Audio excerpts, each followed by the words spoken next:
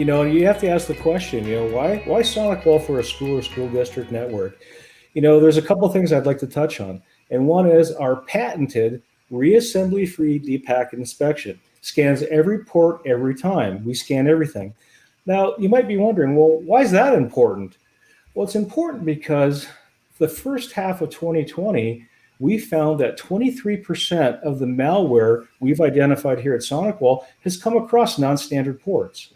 Now, for those who don't know what a standard port or a non-standard port is most firewalls have about 40,000 different ports you can configure.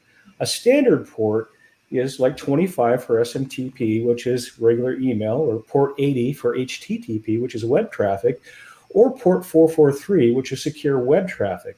Those are the typical ports that are used. Keep in mind, there's still 40,000 ports out there that can be accessed or gone through. Now, if those ports are not scanned or secured, it's an open door for cyber criminals to walk into your network. Well, with SonicWall, we scan everything all the time with our reassembly-free deep packet inspection. Very important to note. Another thing I'd like to highlight is our sandboxing capabilities. It's not your normal sandbox. We have Capture Advanced Threat Protection with RTDMI. That is real-time deep memory inspection. Again, not your normal sandbox with emulation, virtualization, and hypervisor. RTDMI is a separate engine. I'm going to call it an engine that identifies malware.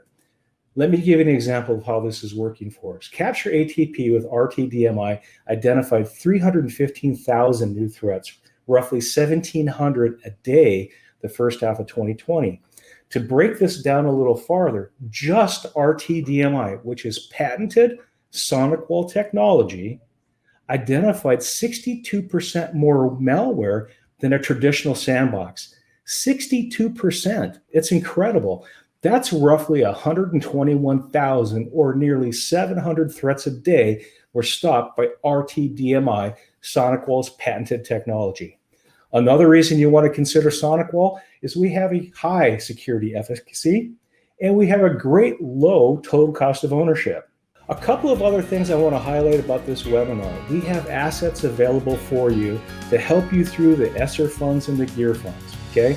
We have 2 FAQ sheets, one on ESSERs, one on GEARs. We have a sheet on K12 solutions at a glance. We also have a sheet on secure mobile access best practices.